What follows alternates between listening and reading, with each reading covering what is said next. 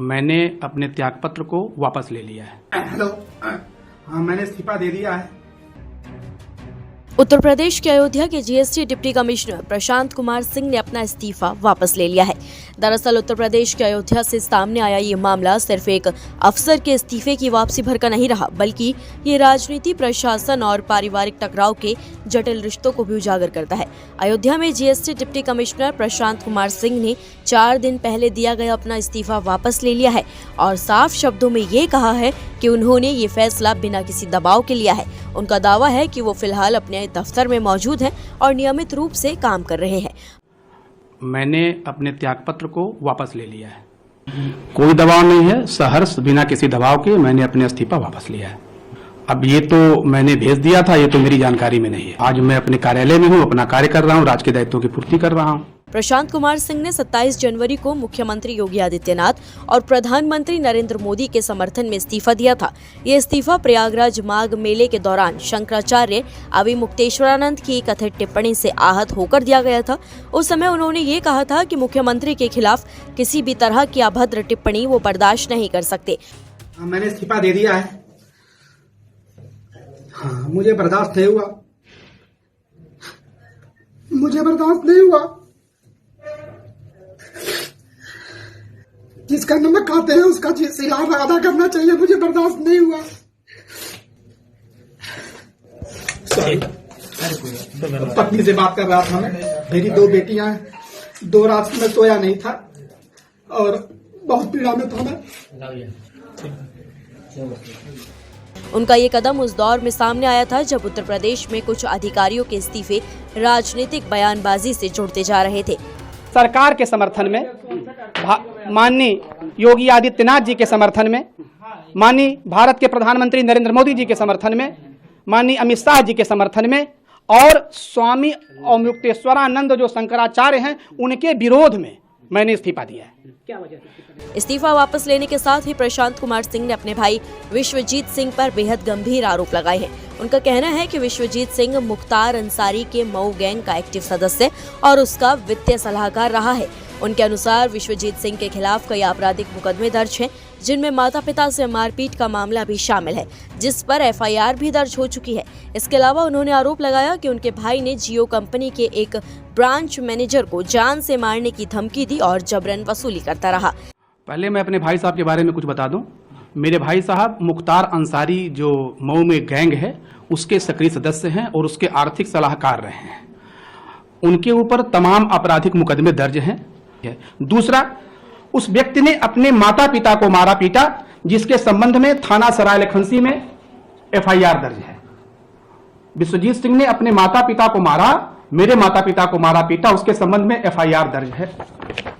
श्री विश्वजीत सिंह ने जियो जो branch manager है उसको जान से मारने की धमकी दी।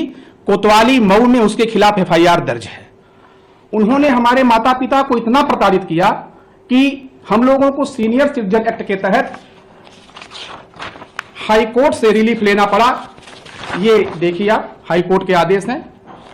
और ये व्यक्ति जो है जबरन वसूली करता है। मुख्तार अंसारी गैंग का व्यक्ति है। मैं तो बहुत छोटा आदमी हूं। इसने जियो इंडस्ट्री, इस देश के सबसे बड़ी जो उद्योगपति हैं, उनके ऊपर आपराधिक मुकदमा दर्ज करने के लिए और जबरन वसूली के लिए एफआईआर दर्ज किया मऊ के कोर्ट में। इस पूरे विवाद का केंद्र फर्जी दिव्यांगता प्रमाण पत्र का मामला भी है। प्रशांत कुमार सिंह का कहना है कि वर्ष 2021 में उनके भाई विश्वजीत सिंह ने सीएमओ मऊ को एक शिकायत दी थी, जिसमें आरोप लगाया गया कि प्रशांत कुमार को जारी दिव्यांगता प्रमाण पत्र फर्जी है, क्योंकि उस पर तारीख और डॉक्टर्स के हस्ताक्षर नहीं है। प्रशांत कुमार का आरोप है कि सीएमओ मऊ ने उस कथित फर्जी आवेदन पर कोई कार्रवाई करने के बजाय सीधे उनके खिलाफ जांच के आदेश दे दिए, जबकि प्रमाण पत्र उसी कार्यालय से जारी हुआ था। इसने 2021 में सीएमओ मऊ को एक प्रार्थना पत्र दिया कि प्रशांत कुमार सिंह ने जो प्रमाण पत्र लिया हुआ है वो फर्जी है, क्योंकि इस पे दिन अंकित नहीं है और उस पे डॉक्टरों के हस्ताक्षर नहीं है। जब सीएमओ मऊ ने वो पत्र देखा, चूंकि इसने एक जो है फोटोकॉपी करा के छद्म जो है कागज बनवाया, एक छद्म प्रमाण पत्र बनवाया और उसके आधार पे एप्लीकेशन दे दिया। जब उस पर एप्लीकेशन उसने दे दिया सीएमओ मऊ को, तो सीएमओ मऊ ने उसके जो फर्जी प्रमाण पत्र उसने बनवाया था, जो छद्म बनवाया था, उसको संज्ञान में नहीं लिया। सीधे सीधे हमको कह दिया कि आइए आप जांच कराइए। जब वहीं आपको बता दें, प्रशांत कुमार सिंह ने ये भी बताया है कि वो इस मामले में अयोध्या के मुख्य चिकित्सा अधिकारी के सामने पेश हुए थे। वहां से मऊ के सीएमओ से प्रमाण पत्र की सत्यता के बारे में पूछा गया। उनके मुताबिक मऊ के सीएमओ ने लिखित रूप में ये प्रमाण पत्र को सही और वैध बता दिया। इसके बावजूद बार बार उनके प्रमाण पत्र को फर्जी बताए जाने पर उन्होंने सवाल उठाया कि जब प्रमाण पत्र को आधिकारिक तौर पर असली घोषित किया जा चुका है तो फिर जाँच और आरोप क्यों जारी है। उनको करना चाहिए था कि अपने कार्यालय में देखते कि जो उन्होंने प्रमाण पत्र प्रशांत कुमार सिंह को दिया हुआ है, प्रमाण पत्र संख्या 5327, डेट 27/10/2009, और वो जारी है कि नहीं जारी है। विश्वजीत सिंह का इल्जाम था कि मूल एप्लीकेशन में कि उस पर डॉक्टरों के साइन नहीं है और उस पर दिन अंकित नहीं, डेट अंकित नहीं है। तो सबसे पहले सीएमओ साहब को चाहिए था कि देख लेते, उनके कार्यालय में प्रपत्र थे कि उस पर दिन अंकित है कि नहीं है, डेट अंकित है कि नहीं है, और उस पर हस्ताक्षर है कि नहीं है। खैर, इसके बावजूद भी बार बार दबाव मेरे ऊपर आता रहा। मैंने अपने विभाग को अवगत कराया। विभाग को अवगत होने के बाद मुझे निर्देश हुआ कि आप अयोध्या में सीएमओ ऑफिस में उपस्थित होइए और उपस्थित होकर अपनी जांच कराइए। वहीं दूसरी ओर विश्वजीत सिंह ने अपने आरोपों को दोहराते हुए कहा है कि प्रशांत कुमार को दिव्यांग कोटे से नौकरी मिली और उनका प्रमाण पत्र फर्जी है। इस शिकायत के बाद प्रमुख सचिव कामिनी रतन चौहान ने राज्य कर आयुक्त से रिपोर्ट तलब की थी।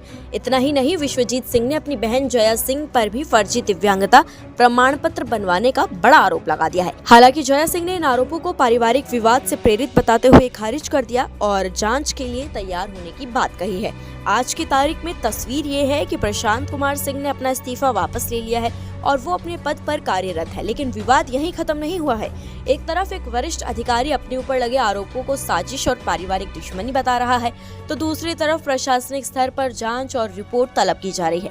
ये मामला न सिर्फ एक परिवार के टूटते रिश्तों की कहानी बन गया है, बल्कि ये बड़े सवाल ये भी खड़े करता है कि क्या राजनीतिक समर्थन, व्यक्तिगत विवाद और प्रशासनिक प्रक्रिया आपस में उलझकर न्याय की राह को और जटिल बना रहे हैं। फिलहाल मामले पर आपका क्या सोचना है? कमेंट बॉक्स में हमें अपनी राय जरूर बताएं।